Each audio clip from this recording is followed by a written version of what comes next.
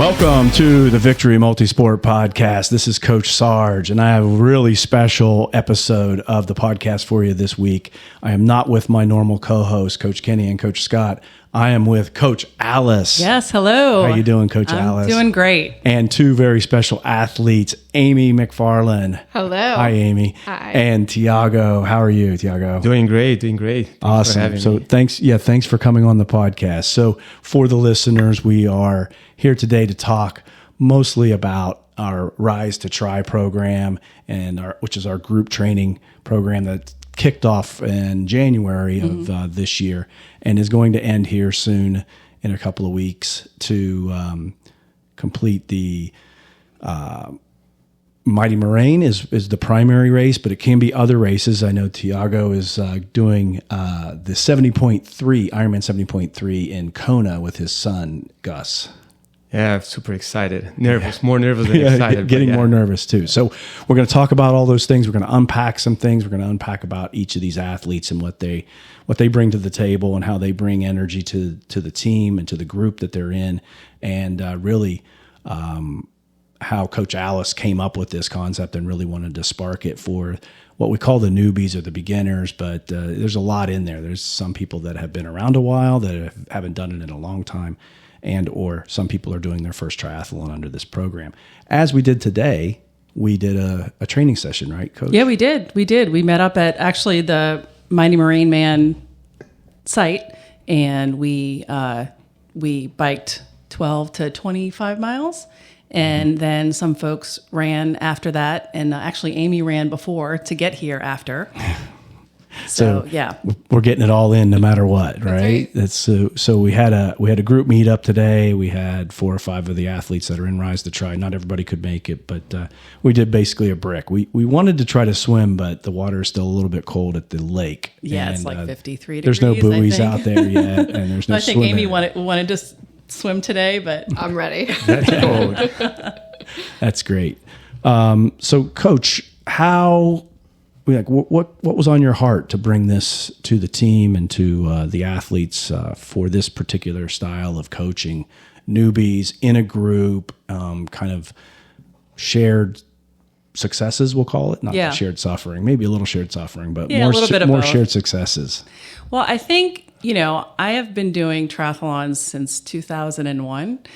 And, when I first started, it was, there wasn't much information out there. In fact, I brought my Triathlons for Women by Sally Edwards, which was my Bible pretty much. And even when I opened it up, this was my first triathlon, Dewey Beach Triathlon. I was a first-time finisher. So you got a ribbon. I got a ribbon. Yeah. So trying to figure out, okay, what am I doing here? I want to do a triathlon. A friend of mine and I said, let's try one. And so this was my training Bible back in the day. And then I also had this other one, time-saving training for multisport athletes. Because, having 2 little kids and working full-time, just trying to navigate through that. And obviously, as the years went on, I kind of figured out a lot of stuff. But when I, started with Victory and started coaching with Victory, I thought that was kind of a missing piece. Mm-hmm. And I know that back then, if I had something like this, I would have loved it, and it would have helped me so much. So I just thought, I've done this for a while. I kind of know, how it is kind of from the beginning. I mean, I had, after I had my first daughter, Sophie, I did my first sprint triathlon 4.5 months later. So I just know how it is to want that support, right, and to need that support. So. Well, I think that we hear from athletes all the time, and we'll let the 2 athletes at the table talk about this. But I even heard today as we were doing the exercises with just having a bike rack there. How do I hang the bike up? Where do I put the bike? Where do I put my stuff in relation to my space on the bike rack for transition? Some of that stuff is very intimidating, especially when you show up and you've not done one before and there's 250 people or more at an Ironman race trying to do it. You're doing it for the first time. You feel confused, so putting people at ease by having them train, providing that advice, giving them the right ways to do things, maybe even keeping them from feeling like someone's going to yell at them, or chew them out, which you don't want that on your first race. That would be a negative experience. Right. Amy, do you have any angst or concerns about the first triathlon, or Definitely. I mean, you hear all the time about getting in the open water, which is why I'm so anxious to get in the open water, not because I think it's going to be the greatest thing ever, but because I am feeling anxious about it, and I really want to break through. You want to break through. Yeah. You want to push yourself. I do. In training, right? You Yeah. know, so the more you sweat in training, the less you'll bleed on the race day, Absolutely. right? So, yeah. And I went to that clinic where you were last month, and we went over some transitions there. I feel like I learned a lot. And without these group trainings, that I don't even know how people navigate it without. So I'm so grateful to have. I know you had your book, but I'm so grateful to have This you. is much better, I think, than a book. Not me, just the entire and the situation. team. yeah. Well, I mean, in this sport, really, frankly, since 2001, so the last 23 years, it's grown significantly, right? Yeah. In the United States, in the world, in this area, certainly Victory's helped growing it, along with some of the other longstanding coaches that we've had in the area that, put on races and have events. I think it takes this whole community to really bring it together. And I think this is just an evolution of the process, right? Maybe someday you'll write your own book that teaches this. So that's great. Thiago, you have a special race coming up, and certainly we talked, you're going to do it with your son, Gus, who's recently graduated from college, or Not yet. Not yet. He's in college. He's Okay. in college. Awesome. And actually, that's exactly how this happens to me. He was kind of lost in terms of what he's doing in college. He did great with robotics for high school. He did robotics for NASA for 4 years in Texas. And he really wants to do aerospace engineering, and he did. But then he changed, and then he decided to go to a different college. So he did mechanical engineer. And then 2 years and a half in, he decided, well, I think I'm going to do psychology or something like that. And I was like, I think you're kind of lost, so let me help you out. And when we talked about that, I decided to challenge him last Thanksgiving, last November. So we were in downtown getting ready for the ice skating with the family, and I put him aside. It's like, hey, what about an Ironman? And he's like, I don't think so. I was like, no, you're an athlete, so you played water polo in high school, and he's like, wow, what about half Ironman in Hawaii? And he's like, yeah, if you do it with me. And I was like, what the heck have you done? Oh, he flipped the script on you. Yeah, so let's do it together. It's like, okay, let's do it. Yeah. So up to, there's a lot of stories on the past few months, but I've been going back and forth between videos and some quotes from internet and trying to find the right fit for me. So it has been an incredible journey, and I have some special moments during this journey. Yeah. Definitely going to share. Yeah, we're going to bring those out. So Coach Kenny recently said this on one of our other podcasts, that he's going to run Pittsburgh Marathon, half marathon with his daughter, because, his daughter came to him and isn't really training, but said, hey, Dad, would you run it with me? And he said, anytime the kids ask that, you want to do this, Dad's going to do it, right? If it's possible. So him flipping the script, if you got to do it with him, and you're making that happen. So that's awesome. So, and we were glad we found you, and we'll get into that in a second, how that came about. But it was, I think it's been something that's going to help you so much when it comes down to that June race. I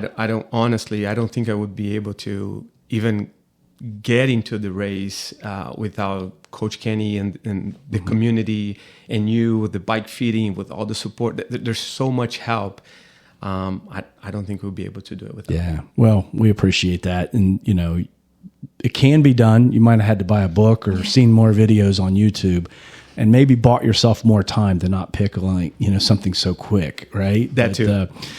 That's quite all right. And, we appreciate that you would come here and tell these stories and share with you and share with the listeners everything that has been going on with you in the last few months. So that's awesome.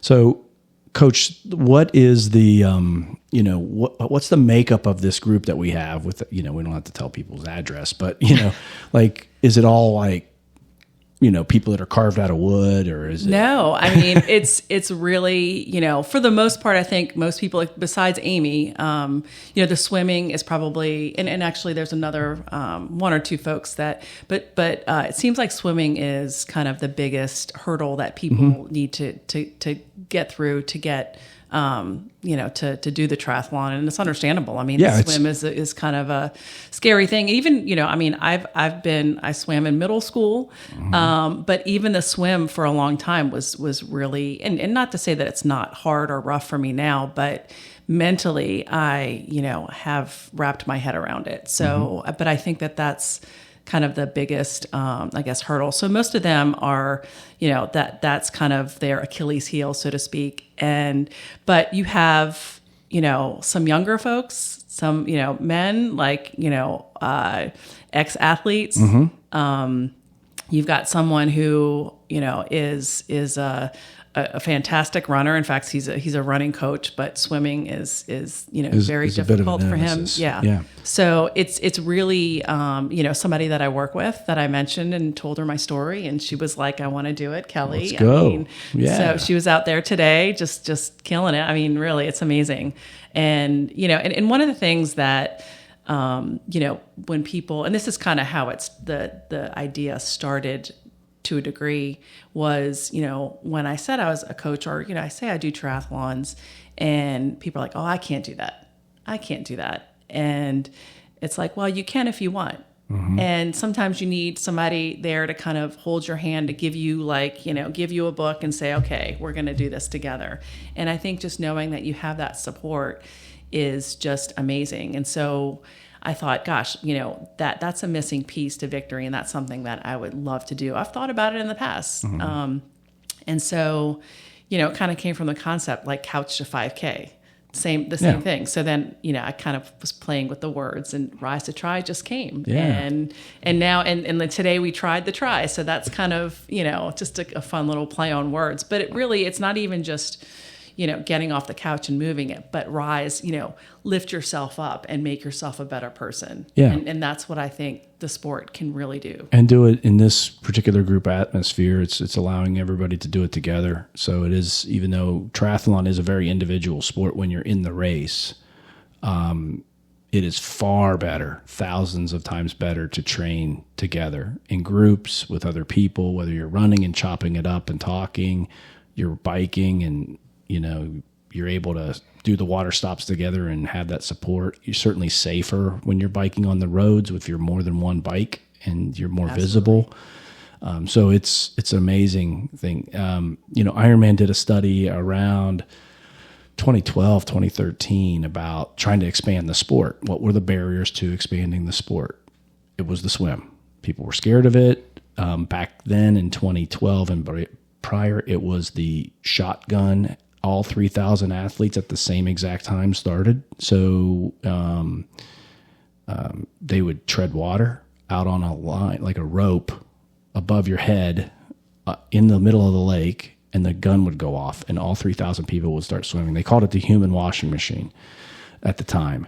And people would get crushed. Like they'd get stomped on basically in the water, swam over top of, pulled down. What a mess. Lose their breath, like all kinds of chaos would ensue. So the study was scientific in that they did market research and had focus groups and had people comment. And so that's where the rolling start, or now the time trial starts, where it beeps and only 4 people at a time go in the water.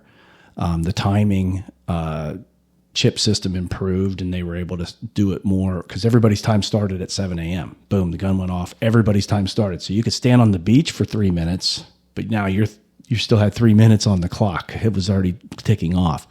Now when your personal time starts when you cross the mat right before you jump in the water or step into the water. They put the lily pads up. They had more boat support and kayak support on the race courses. So a lot changed, which is awesome for the sport. It reduced those barriers, but swimming is the most alien environment of the 3. The bike, you're breathing air, your head's in the air, right?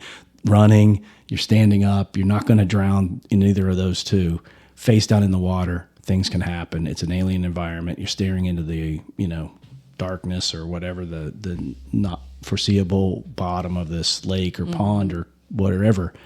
And so I could see where it can be pretty scary. Yeah. Pretty scary. And not even talking about open water, talking about 6-7 feet deep swimming pool. Sure. It can be completely scary. And that's one of the biggest challenges for me still. I'm glad I still have like 4 weeks-ish because there's a lot of breakthroughs that I need to accomplish in the next four weeks. I just want to comment something about being an individual sport. I understand the perspective of being individual sport, but it's the community, not only why you're doing that, but something interesting happened on Friday. I had to miss our run Friday morning. And the worst thing for me is run by myself because I want to quit like every single mile. And I was really anxious about that. And I had to run, I think it was about 10:30 in the morning. And before even start, I was already thinking about going back to the car. And as soon as I walked to the Grand Park, I saw this man. His name is Carl Johnson.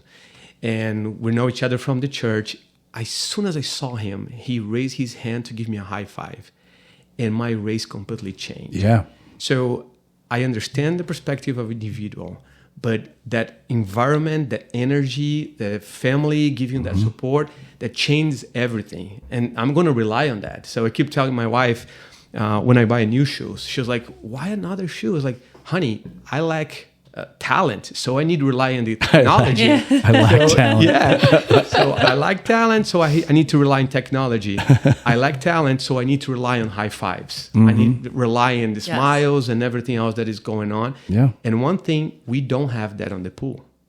Correct. So you're going to have that on the bike, you're going to have that on the run, but in the pool, it's just you and yourself. There's nobody else, your thoughts, your frustrations, your fears, that's it. And you need to overcome that before getting to the big day. Sure. I'm working on that. Well, and I know if you go to the pool, the Y pool, anytime, almost every day, Kenny will be there. So you do get a little something with that, especially with him. And, But on race day, you have the buoys, and that's about it. So you count the buoys. The buoys are numbered, and you just count them. Oh, another buoy, another buoy, another buoy. High five the buoys. I'll do that. The buoys, right? There you go. So you can put a name on every buoy. That would work too, right? Sorry, you can. Absolutely. Coach Scott, Coach Alice. That brings to another point is, and I know we've talked about this in the Rise to Try, we do meet every month and kind of go over whatever, folks are concerned about. And, is the mental aspect of not just triathlon, but the swim in particular. And, how you have to really get into that mindset and just not let those negative thoughts enter your brain. And if they do, just swipe it off. And so I think that is a really, while physically, being able to swim, feel strong is very important. But the mental part is at least maybe even more than just the physical part because, you can really, panic. And, even now thinking about it, if you're nervous, like I think just trying to, really psych yourself up and say, I can do this. And I think that is just so important. And I think having people around you reassuring you of that is amazing. For sure. Absolutely. For sure. So I recently did Galveston, and it's a jump in off a dock. So it's about a 4 or 5 foot drop into the water off a dock. And it's my first time I've ever had to jump in with no practice swim before, right? Normally there's a warm-up area. In Galveston, there isn't any. It's a harbor, if you will, and they don't allow it pre-race. So you're kind of dry in your wetsuit. You might pour water down it and get a little warmed up, but you've not swam. So I'm worried about my goggles and I'm worried about this, and because I'm going to jump in, I don't want them flying off. And I protect the goggles, forget to blow out of my nose, so I get salt water up my nose. And then the first buoy, I'm like, man, this is not going well. Like the goggles aren't right and things aren't fitting right, and I'm wondering what's going on. And then I come back to the, Finding Nemo, just keep swimming. And I just said to myself, just swim to the next buoy, 2 buoys later, now I'm in the groove. I'm got my breath right. I'm breathing okay. I'm finding some clear water. I'm not like people aren't kicking me or hitting me. And so it's just interesting, after all these years. And yes, sir, it was the first one in a long time for me, but still just taking that time to get into the moment when you had to have that shock of jumping in. You're going to have the excitement in Kona of how you get in the water. You're going to have this excitement when the little horn that Joelle uses goes off and you have to start swimming, and you're probably going to go out too fast because everybody does. You're excited, and then you're going to be like, I'm breathing too far, and and gasping for air. So you just get settled in. So it'll be quite okay. And know that every single triathlete, no matter who they are, has gone through it. Even Olympic swimmers get these mental blocks and they get all messed up, and then they have to work through that. So mental game is definitely important in the water and for the entire process. Yeah, for sure. Yeah, I say you have to get out of your head to get back into it. And that's so important. Yeah, absolutely. Absolutely. So, Amy, let's get in your head a little bit more, right? So, kind of leaning back into the makeup of the Rise to Tri group that we have. We do have all ages, shapes, sizes, parents, young people, all types of things, and we have some interesting stories in the group too. We have a couple of cancer survivors that are now in their adulthood, and they're working to try to better themselves and get into this tri game. My wife is in it. She's doing one again for the first time in 9 years. She has done a 70.3 in the past, but she hasn't been biking her at all. So she's getting back into it, and she has a fear of being clipped in because she had an accident, broke her arm, and had some problems with it. So she has this fear of the bike. So as much as people fear the water, some other people have fears of different sports. Mm-hmm. Amy, your story is that you've had a significant weight loss in your life, and what's your how do you come to that, and what brought you into triathlon, I guess, to be the sport of choice for you at this point? I started my weight loss journey several years ago, and I just didn't like who I was at the time. And, so I got through that, and I lost 85 pounds. Wow. Congratulations. Thank you. It was a lot of work. And then I remember being at a kid's birthday party, and, you're talking about your kids, and, oh, my son does marching band. My daughter, rides horses. Mm-hmm. And someone said, "What do you do?"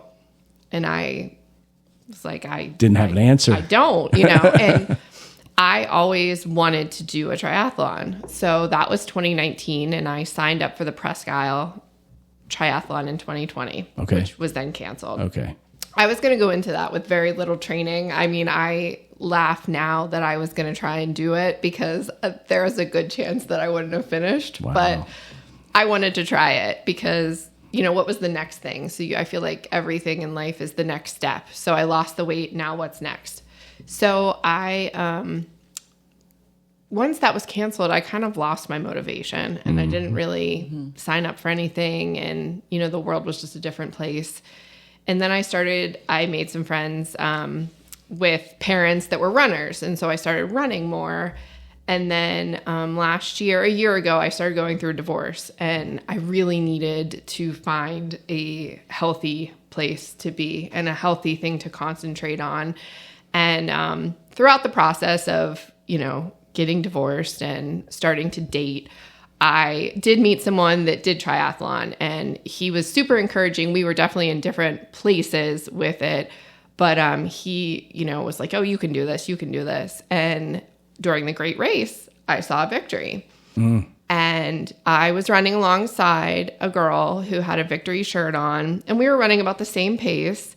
And along the course, I actually saw somebody on a bike talking to the victory athletes, and I saw somebody further down talking. And then when we got to the finish line, I did not know this girl, but when we got to the finish line, I saw a group of people at the finish line all in victory shirts. And I was like, "Oh, I want that. That is exactly what I'm looking for. I'm at this place in my life where I want people, and I, really want to do this." So I found you guys on Instagram. Yeah. I sent a message that day, and then I had a call with you and Kenny, I think the next week, you and Coach Kenny. Yeah. And there are a lot of things that I appreciate, but one of the main things was, you guys could have just said, "Yes, let's do one-on-one coaching," and, really tried to, but you didn't. Mm-hmm. The minute I talked to him, he's like, "Coach Alice is starting this program. I think that this would be a great fit." And I felt like it was the perfect transition into doing this because I do intend on doing one-to-one coaching with Coach Alice. Sure. coming up now. But from a business perspective, I appreciated you guys so much more because no one was trying to rope me into anything. Right. It was more like, we have these people, we're going to do this program. It's going to be fun. It's, we're going to be there for you. And from that first Stride workout where I met all of you guys, I'm like, this is the place to be. Like the energy is so good. Yeah. And I mean, I think that's, just what, me as a coach, and I think Victory in general, it's like, we want to do what's right for you and what fits you and what you want to do. So, I try to, even within Rise to Try, although it is a program that is kind of, a little more cookie cutter just because, and also much more, portable. So, but I still, even within that, try to, do what I can to make it adhere to what your needs are. Yeah, the uniqueness of each athlete, or whether it's a lifestyle of I can only swim on Tuesdays instead of Thursdays, or Friday nights, or whatever it is, right? So we want to be accommodating. It is just a easier point of entry for a block, set price for a block of time, and the camaraderie was important. We think that's a strong piece of the Rise to Try and our Rise to Run group as well. There's nobody here representing the Rise to Run group or our, but that group is doing Pittsburgh Half Marathon or had just completed Pittsburgh Half Marathon or full marathon, and they spent the same 17 weeks working together to try to accomplish their missions and their goals. But I really appreciate you saying that. We do have different levels within Victory that go from just being an ambassador, which is not just it's an ambassadorship that allows you to come to our events and do those types of things, to the group training, to a one-on-one training, to our elite team ultimately, at different value propositions across that board based on the space that you're in, whether it's your triathlon or endurance sport career, the space that you're in economically, or the space of where you want to go. If you really want to qualify for Kona Worlds 140.6, that's probably a little higher level of touch, a little more involvement of coaches, and you're in that podium spot trying to capture your slot, and then of course go and perform well against the best in the world. Different than someone that's doing their first sprint, right? Completely different. And we have all that for everybody.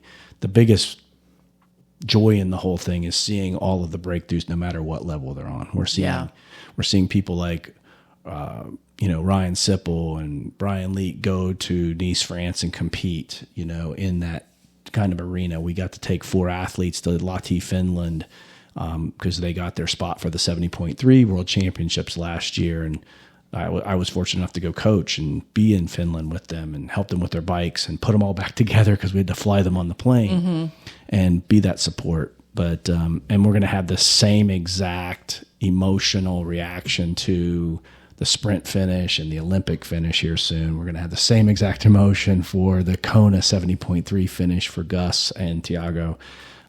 So that's what's so special about it. And we're in this. We've been doing this a long time. You have us, like we're not going anywhere, right? And so we're glad that we're here for you. So that's awesome. So, Thiago, let's talk about, so you picked Ironman for your son. He threw it back on you that you had to do it with him. You picked Kona as a 70.3. Is that because of the timing, because of his schooling and all of that, or was it because you wanted to go to the Hawaii? So my sister and my brother-in-law, they were here. Okay. So we're from Brazil. Family's kind of in the U.S. now. They live in Orlando. They were here for Thanksgiving. My brother-in-law, he already did a marathon, and I don't even remember where, but they are kind of athletes. My sister's a CrossFit person. She loves it. And it's like, okay, let's do this together. So they want to renew their vows on the beach. Oh, okay, let's have a family party in Hawaii.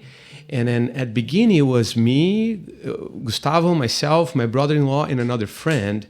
And both of them, they kind of jump out. So, now it's just me, Gustavo, and Danny going to Hawaii. Okay. So it was a combination of planning for the family, a beautiful place. Sure. We talked about that a couple of times with him, and he would love to be there. So that's why Kona. It was almost like a coincidence-ish, but that's how it happens. And coincidence, but also the most iconic place for Ironman ever, right? Yeah. It's the place, right? the So place. it's like you're going to get an energy. I know we've had a couple other podcasts with Ben Earljack and Matty Moe who have raced the actual championship, and they just talk about the feeling, like the electricity that you get from standing on the same ground as all those other athletes. a lot of history there for the Ironman. 100%. Absolutely. So then we did, and after that I started chatting with a lot of different folks through the internet, and it was always like, I'm gonna make you run so fast, swim so fast in 30 days, and I was like, I don't think so. And then I don't make that claim. Yeah, But I You're not try as- again. there's You lack talent, so you need technology. Right? And then I jumped to another one. It was the same thing, and a lot of well-known people and promising a lot of stuff. And I was like, I don't think you got it. Do you want to know who I am first? Right. Know what I am? Then you can claim whatever you want, but that's not going to happen. And I started working with Joella for a little bit. Okay. She was really, really busy. Every time she was swimming in the pools, I was there. She kind of gave me attention. Yep. She was very, very kind, super nice to me, but she was super busy. And I was just by myself, Right. just watching videos and doing that. And I remember, and then I remember being in the pool that day, and I had my head in the water, and I'm a very religious person, so I was saying a prayer, and I was like, I can do this by myself. So I'm struggling. I may even die if I don't get this right. So I need help. And I remember touching the wall, and then on my way back, I heard a voice. And so immediately I heard the voice, hey, would you mind if I give you a hit or two? And I was like, sure, please.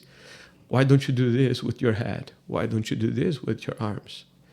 And then I did, and then on my way back, he was still there. I was like, wow, okay, try this now. I was like, who's this guy? Right? a lot of people ask that question. Who's this right? guy? What is this guy doing here? But as soon as I asked that question, who's this guy, I immediately remember of my prayer.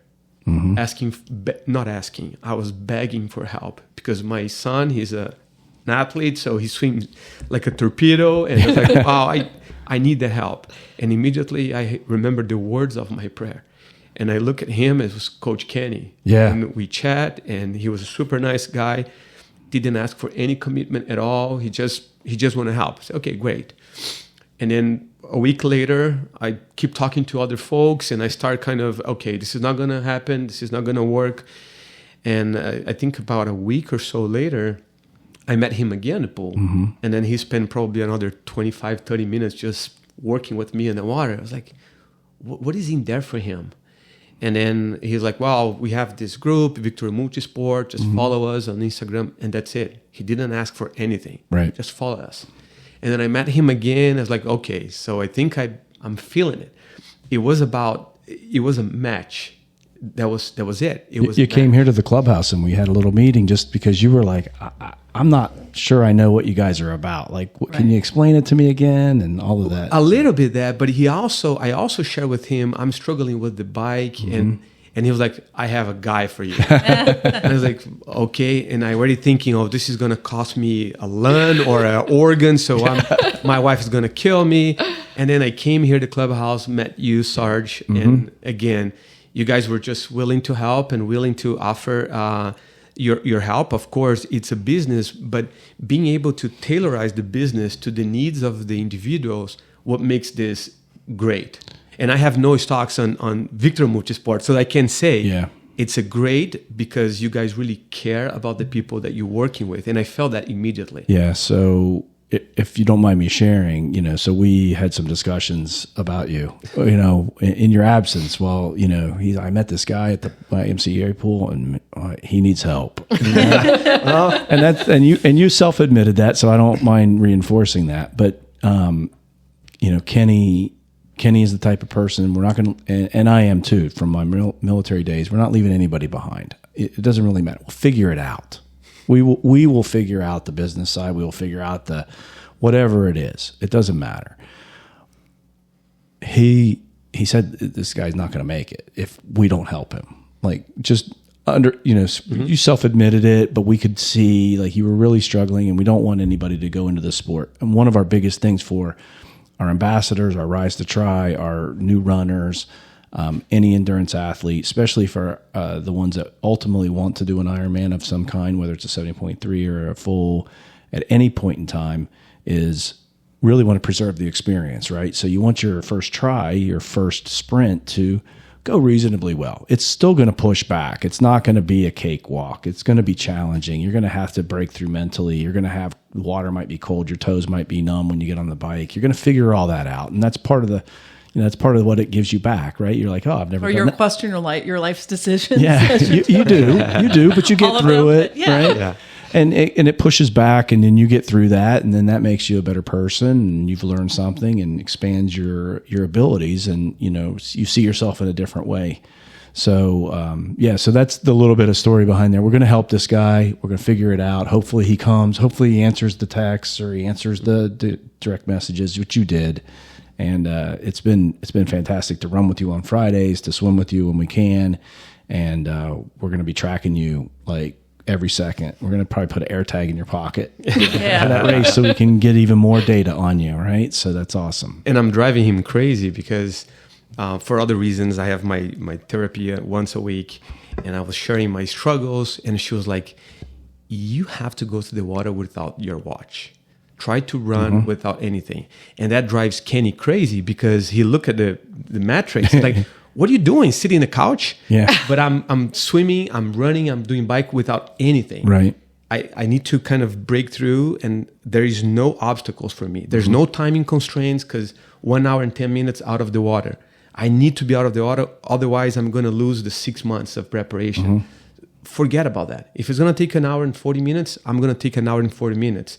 And that's how I'm going to be able to short my time, right, if I get everything right. So it's been very, very helpful to have this community and the help from you guys. It's just great. But, and I also wanted just to add that, as a coach, I mean, obviously, we want to help you and, get to your goals. But I know I get so much in return from, seeing you guys doing what you're doing. After, doing this for so long, it's kind of revitalized my love for the sport. Not that the love has ever been left behind, but, just to see it through, a new person's eyes is really inspiring. And so I get as much, if not more, out of it than I think I get. 100%. I mean, I tell my wife all the time, I'm like, I just did 2 bike fits. Now I'm fired up again, because they're asking me questions. My Lake Placid flags are back there in the bike shop, in the fit studio. They're asking all kinds of questions, like, what makes Lake Placid so good? I'm telling stories like I was like the orator of all orators, and because I love it so much, and then I get fired up too. So it feeds back. It comes back to you in that way, as a coach, as a bike fitter, as a person that can be around, all levels, right? I get fired up, not because I'm going to be like him when I talk to Ryan Sipple and those guys that are super, super fast, and a Mary Reed who's out there killing it in her age group as a female. I get fired up just to be able to help them. I'm like, well, these people are so fast, and I'm able to like give them a tip or correct something on their bike or help their fit, or, even just use some Sarge, logistics knowledge to help them get to the race in a little bit better shape of planning and execution of just the travel or the parts and pieces that you have to have with you. So it's exciting. It is amazing. I was just thinking about what happened yesterday. I had a long ride yesterday, 50 miles on a bike. I did with Gus. And at the same time, I was just kind of listening to my phone, all the beeps from Cowboy and Cara. And it was so exciting. Every second, every square, I was thinking about those beeps and all the text messages through WhatsApp, and everybody's kind of fired up because of their finishing. And then in the end, his medal wasn't important as his hat, because nobody talked about his finishing, but about his hat. Yeah, his cowboy hat. That was awesome. And he had a cowboy hat on the picture. So there's people say that Satan is in the small things, right? The evil is in the most. I think differently. I think God is in the small things. little text here and there, a little message. AT, I trust you. I put my faith on you. You can have this done. And I was like, no, I can't. 2,500 without breathe? No, I can't. And it's like, no, you can. And that little push, those little details makes all the difference. 100%. Yeah. And for the listeners, Cowboy and Kara raced Ironman, the full Ironman Texas in the Woodlands a few weeks ago. So we were tracking them. It was really our first 2024 full Ironman finishes for the year. So they went early. They wanted to do it in Texas together, the brother and sister. And we also had one of our ambassadors, Neil, also with them. He is a beast as well, doing fantastic. He's a friend of Cowboys from high school, growing up. So they're fantastic people, and they did an awesome job. So it's excellent. I was recently on vacation, and I was in the airport tracking you during your 70.3, and I'm like, I was getting all into it, and I'm not paying attention. And then the next thing you know, a friend who I'm actually doing North Carolina with, we didn't know we were both in Florida, but we were both in Florida, and she's like, hey, I was like, oh, I'm tracking. Like, yeah. I'm on the Ironman track. She's like, don't you love that? I'm like, I do. I'm so excited. I was like, I love to like know somebody that's in the race, and it felt like exciting for me. And did it look like I was doing okay? Yeah. Okay. I was like, great. You were out of the water so quickly. I was like, he's doing great. Yeah, thank you. Yeah, but it's the community. It's the little dings. I was truly like sitting in the airport. I was paying no attention because I was just watching you go through. Go back from the map to the data to the metrics to the pace, like trying to figure it out. And talking about the metrics, for me, I need my watch. And that's what keeps me going, because I think to myself, okay, Alice is going to see this later. Like she's, you know what I mean? Like she's looking, and it keeps me honest. It keeps me wanting to get in the pool, wanting to go out on that run. I mean, our jokes on Instagram and stuff and the posts, and that, like we tease that you say we have to do it. But I have a friend who said to me, he's like, I need that. Like I need, not with triathlon, but just in life in general. He's like, I need someone to hold me accountable. Yeah. And I love it. Like, I love that I know you're looking. Yeah. And I mean, I have a coach. Kenny's my coach. Yeah. And so, he's there. And he's usually there with me doing whatever I'm doing, which is pretty amazing. Yeah. It's all a tool, right? So we use different tools at different times. We swim with a pool buoy. We don't swim with a pool buoy. We swim with paddles or fins, and we don't swim with paddles or fins. They all have a purpose. There's all an enhancer to the training block or the session that we're doing. Watch data, heart rate data, zone data, all the same thing. It's a tool. We use it properly. We don't get too obsessed with it. There are times where you might need to take the watch off because you're finding that you are getting too obsessed onto a data metric that's not going to help you finish better. It's just going to make you crazier, right? So we put the watch away and we go without it. Sometimes that's the best one, how you feel, because there's no way to know how fast you were, right? Yeah. So it's an emotional repair, swim or run. And but I can see the accountability factor as well, because, back when I started my fitness journey, 2008, I lost 40 pounds through just diet, no exercise, just changing my diet, small meals, increasing metabolism, really cleaning up the components of what I was eating and the stack and the timing and all of these types of things. And then I started working out, and I started doing P90X. And the only way I got through P90X, because it's 90 minutes a day for 90 days, every day, as someone at work did it with me. Yep. And we would text each other. And you always wanted to be first to text. And if you texted that you finished and you were first, okay, cool, that's one. And then if nobody texted like in 10 or 15 or 20 minutes, you're like, whoa, what's up, bro? Right? Right. What happened? Right? You sleep in, and we worked together. And this was pre-COVID. So every morning in the office, you had to face it one way or the other. And sometimes you had to do the walk of shame if you couldn't get it in. Maybe you had a decent reason, had a headache, something got in your way. So then you're doing double. You're doing tonight and tomorrow morning at the same time. So accountability can be wildly. And so we actually it was back when you do those silicone bands. Everybody had silicone bands, and we made our own silicone bands, right? And so, and you'd snap it, or you'd snap the other guys if you did something wrong, right? Oh, yeah. And so it was pretty cool. But accountability is a great item in there to help motivate. And with weight loss, the weight loss is your accountability. Everyone sees you're looking different, you're looking different, you're looking different. Well, I'm no longer in that space. Like, I did that. Yeah. So now it's like, okay. Yeah, you want some feedback, right? Yeah, you want some positive kudos. Something to keep you going. Like, Well, to and keep you motivated. even like, one of the things that I love about triathlon, I mean, a lot of my best friends are in it, and we do races together. There's a group of us that have done many half Ironmans and different, marathon, half marathons and such together. And, if Monica and Tracy and Christine are meeting me at 6 a.m. to go run, well, my butt better get out of bed to do it. Am I going to do it on my own? Like that's where I'm kind of like, that snooze button can really. Yeah. You can talk yourself out of it way faster than you can have to write a text that says, I can't make it. Right. To 3 Exactly. friends, right? Or, like I'm signed up to do an Ironman in Arizona this year, and all those same ladies and even more they're coming out to Arizona, Right. and they're like, I'll be there.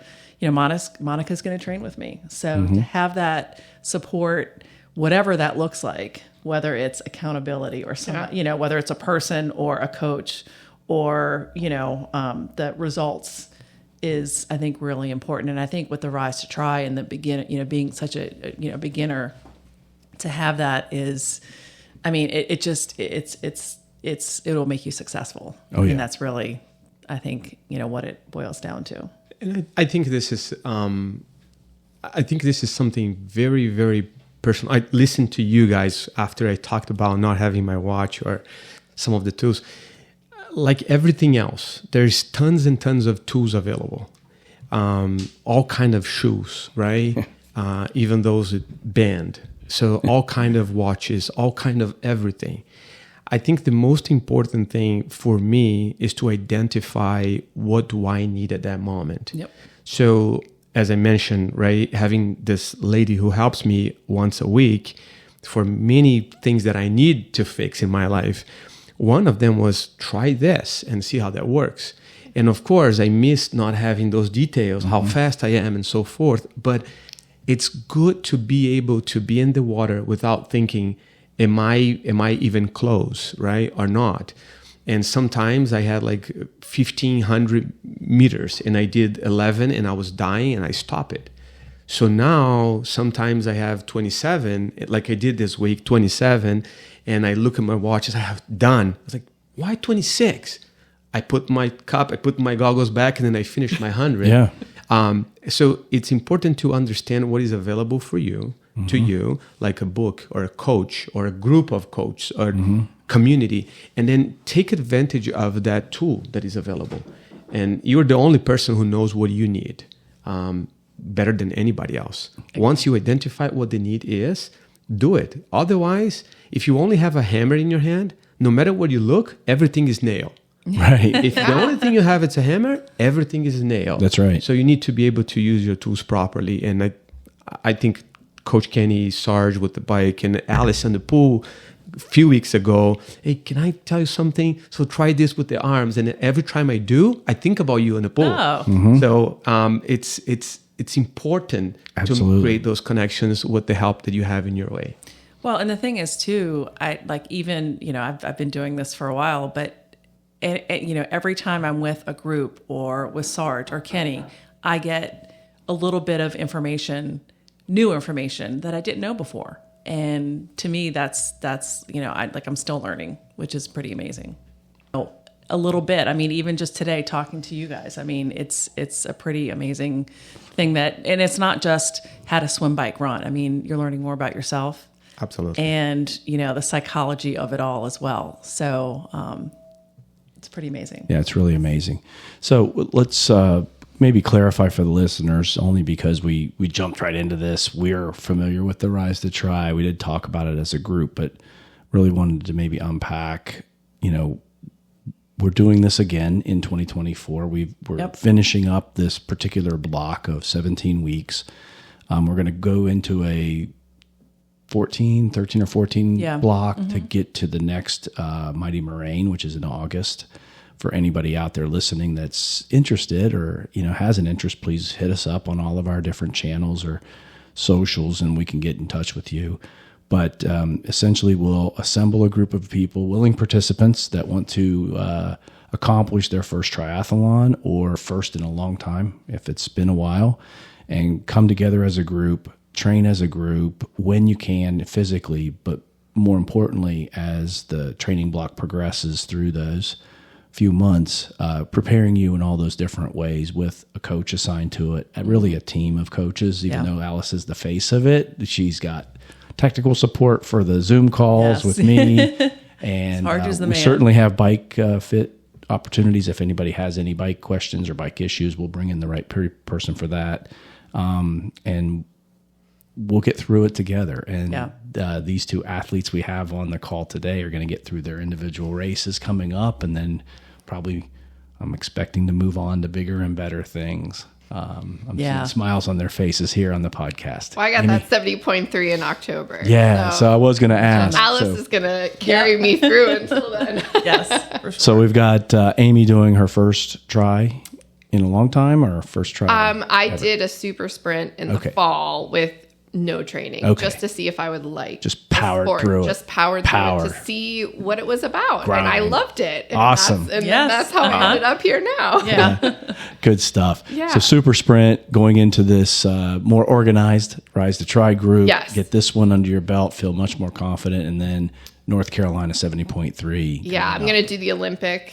Her and I were just talking about that in August. Great. And just keep stacking. And also the Presque Isle. You're going to... That was my redemption, since it got canceled and that was my first one. I'm going to go back and do that one this summer. Just great. Because. Awesome. That's awesome. And then Thiago, you're going to do this Kona 70.3 in June. So another 4 weeks. Yeah, there's a few things coming up soon. So I was just thinking about it. Every 13 days, half marathon in Pittsburgh on the 5th. Correct. Nice. The Olympic on the 18th at Mount Moraine, and then on the 1st of June at Kona. Yes. We have some plans, very aggressive plans for the near future. Okay. Those plans will kind of unpacked and come to fruition as we watch our results from Kona and see how that goes. But my goal was always to hurt the voice of you are an Ironman. Yeah. So that's my goal. After talking to a lot of different folks, they say, well, maybe the half is away. So my goal is still there. So my end goal is not Kona 7.3. I feel that I'm still young, so I'm gonna burn some energy in preparation for that. So I'm gonna be around, Coach, for a long time. It's okay. That was not the point. The point is that, when athletes begin down any journey, whether for whatever endeavor, and you start to have those successes, it breeds more, and you get a taste for it, and you want more of it. And that's why so many of us sitting at this table, or half of us, have been in it so long. And it sounds like the other half is starting on the journey and going right down the same path. So we're excited for both of you. We're excited for all of the other athletes in the Rise to Try program, all the other athletes that are in our My Victory Run group that are, just competed their marathons at Pittsburgh or Cleveland or wherever they were around the country. And we're excited for, Coach Alice to have a successful program and do the part 2 coming up in the fall. Coach Lauren will also likely do another run group thing for runners only. I'm sure we'll have people crossing over from run into their first try, and people moving all over the roster, which is awesome, and we love it. And again, it is all about the athlete. It's all about what the athlete needs. And there's a that place we for coach them everybody. towards, right? So sometimes the coach will push, and that's quite all right. That's what we are here for, to try to guide and coach and push into the right vein, knowing what maybe we see potential that you don't feel, but you can get there for sure. It's a lifestyle. Yep. Absolutely. Yeah, Yeah, you I want was to make that a lifestyle. I talked to Coach Alice, and I've been trying to talk my wife into it. Okay. So she's kind of scared, and I was like, I think this is for us. I have 4 kids. One is almost right out of the house already, and whenever it's just two of us, let's find something that we can do for the rest of our lives together. She's a little bit scared, but she swims really well, so that's not an issue for her. And but she's ahead of the game, really. Yeah, so she's thinking through this, and I think more will come, and definitely something that you the air and the seawater and the smell and the experience she's going to have watching you race can be infectious. It is. That is for sure. It will be. So. Well, thank you both for coming on. Thank you, Coach Alice, for putting the program together and bringing such great, diverse athletes to the sport and to accomplishing their upcoming goals. We wish everybody well. We wish them all great success in their endeavors. And we just want to be alongside that journey with you and kind of vicariously share that as you cross those finish lines and get those medals. Yep. Can't wait. Can't wait. Thank you. Great. Thank you. So thanks for being on the podcast. You've been listening to the Victory Multisport podcast. We'll talk to everybody very soon.